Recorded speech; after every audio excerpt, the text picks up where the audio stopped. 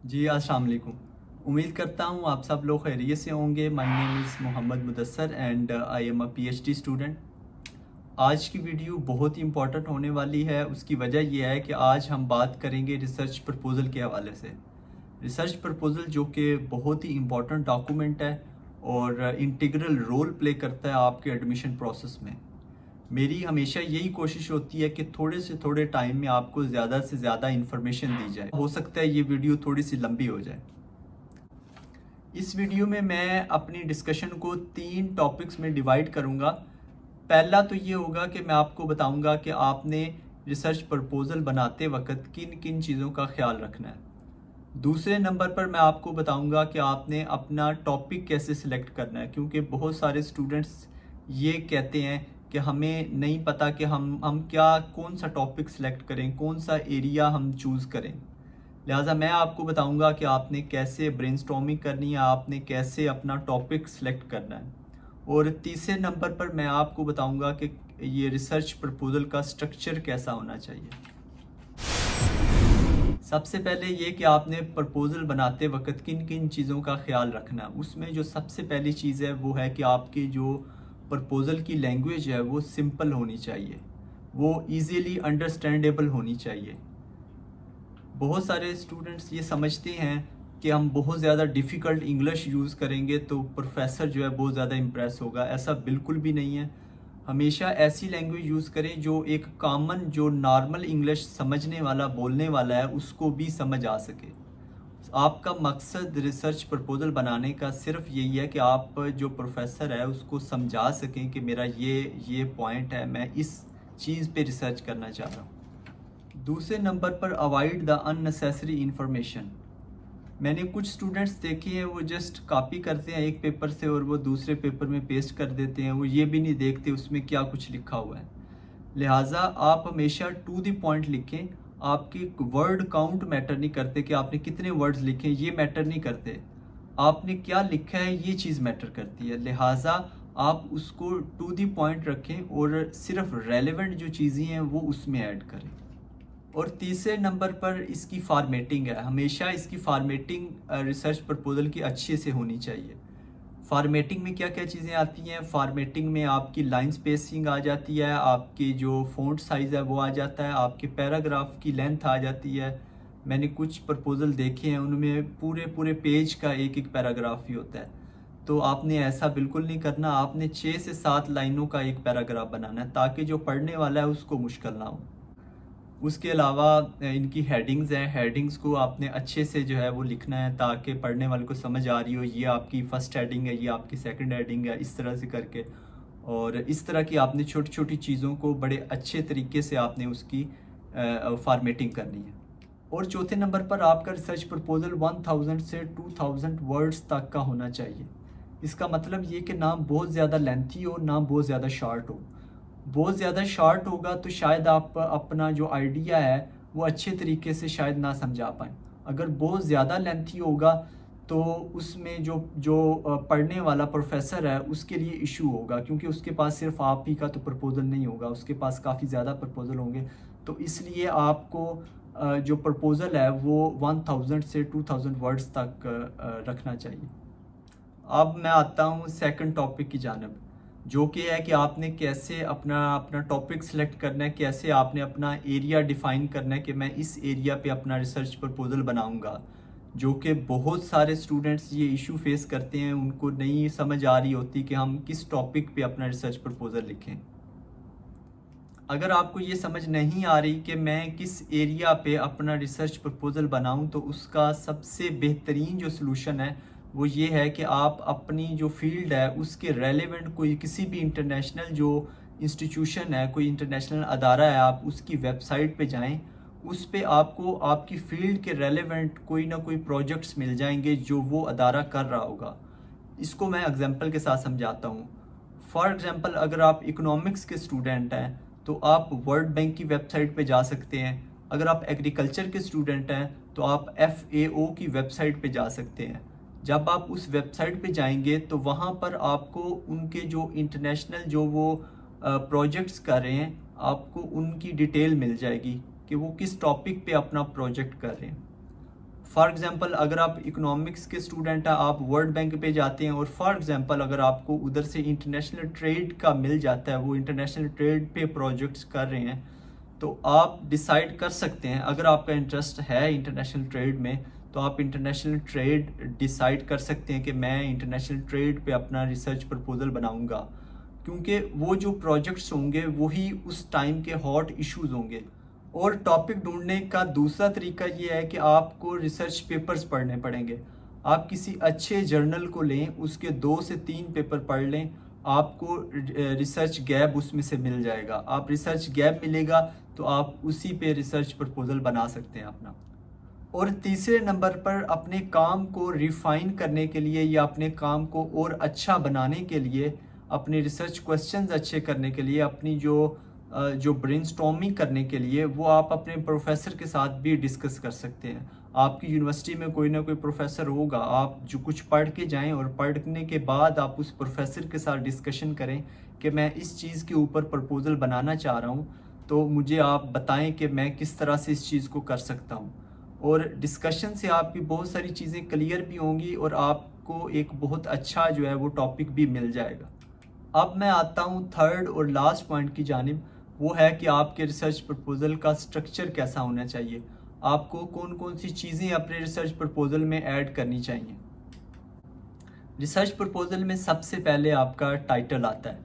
Title आपका informative होना चाहिए और टाइटल के बारे में कहा जाता है कि summarise the whole document in one phrase. मतलब ये कि आपका जो पूरा डॉक्यूमेंट है, आपका पूरा रिसर्च प्रपोजल है, उसको आपने एक फ्रेज में डिफाइन करना होता है और वो आपका इंफॉर्मेटिव होना चाहिए। उसके बाद आप वो कंसाइज होना चाहिए, बहुत ज़्यादा लंबा भी नहीं होना चाहिए, बहुत ज़्यादा शॉर्ट भी नहीं होना चाहिए।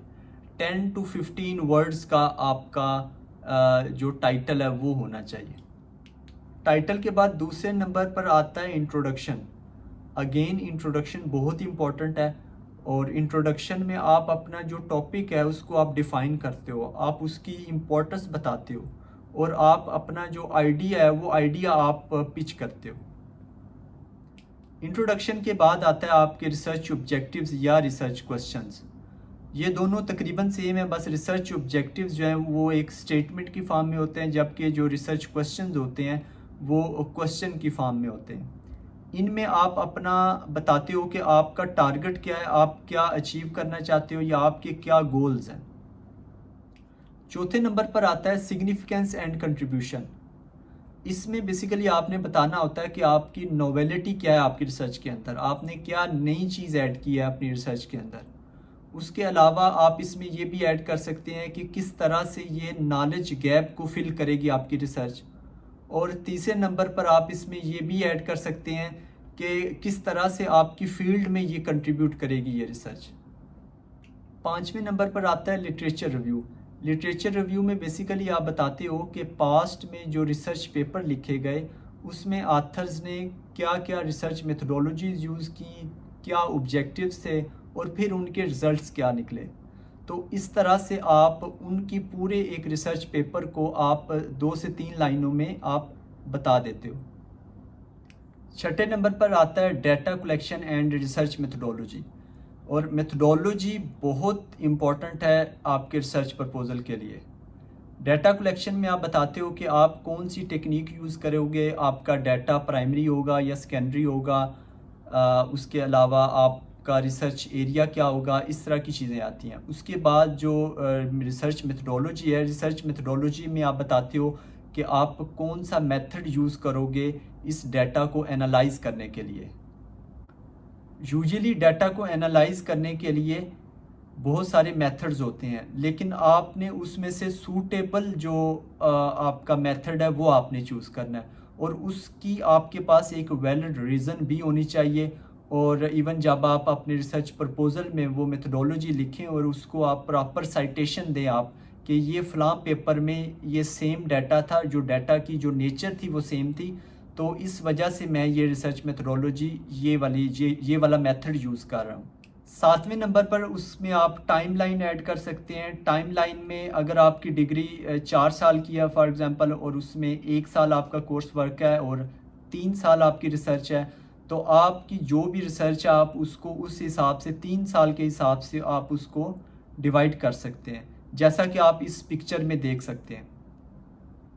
और 8वें नंबर पर आप अपने रेफरेंसेस ऐड करें, और जो कि बहुत ज़रूरी हैं। आप रेफरेंस इंट्रोडक्शन में, लिटरेचर रिव्यू में, रिसर्च मेथडोलॉजी में आप रेफरेंस ऐड करें, और उसके लिए आप मुख्तलिफ सॉफ्टवेयर यूज़ कर सकते हैं। आप मेंडले यूज़ कर सकते हैं, आप एंड नोट यूज़ कर सकते हैं। अभी मैं आपको कंप्यूटर स्क्रीन पे लेके चलता हूँ और आपको मैं वो रिसर्च प्रपोज़ल दिखाता हूँ।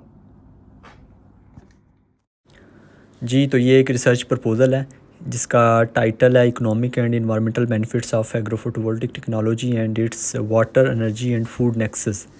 ऐसे ही आपने टाइटल लिखना है, उसके बाद अपना नाम लिखना है, सबमिटेड बाय, और उसके साथ इंट्रोडक्शन स्टार्ट करना है।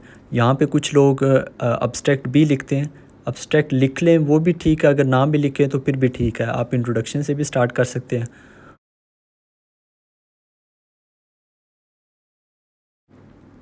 इसमें आप इंट्रोडक्शन लिखेंगे, इंट्रोडक्शन में अपने टॉपिक के बारे में बताएंगे कि टॉपिक बेसिकली है क्या। जैसा कि मेरा ये वाला टॉपिक जो है सोलर एनर्जी के रेलेवेंट है, तो इसलिए मैंने रिन्यूएबल एनर्जी, और फिर मैं उससे जो है ना सोलर एनर्जी को मैंने डिफ़ाइन किया है कि सोलर एनर्जी की क्या सिचुएशन है वर्ल्ड वाइड। उसके बाद ऑब्जेक्टिव्स लिखे हैं, आप 2 से 3 ऑब्जेक्टिव्स लिख लें, वो एनफ हैं रिसर्च प्रपोज़ल के लिए। उसके बाद सिग्निफिकेंस ऑफ द स्टडी है कि ये स्टडी किस तरह से कंट्रीब्यूट करेगी हमारी फील्ड में, ये मैंने लिखा है इसमें।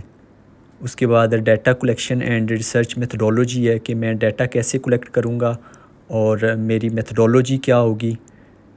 डाटा कलेक्शन में मैंने लिखा हुआ है कि interview through interviews and well structured questionnaire, मतलब कि मैं इंटरव्यूज़ कंडक्ट करूँगा और क्वेश्चनेयर जो है वो बना के, मतलब ये कि मैं प्राइमरी डाटा कलेक्ट करूँगा।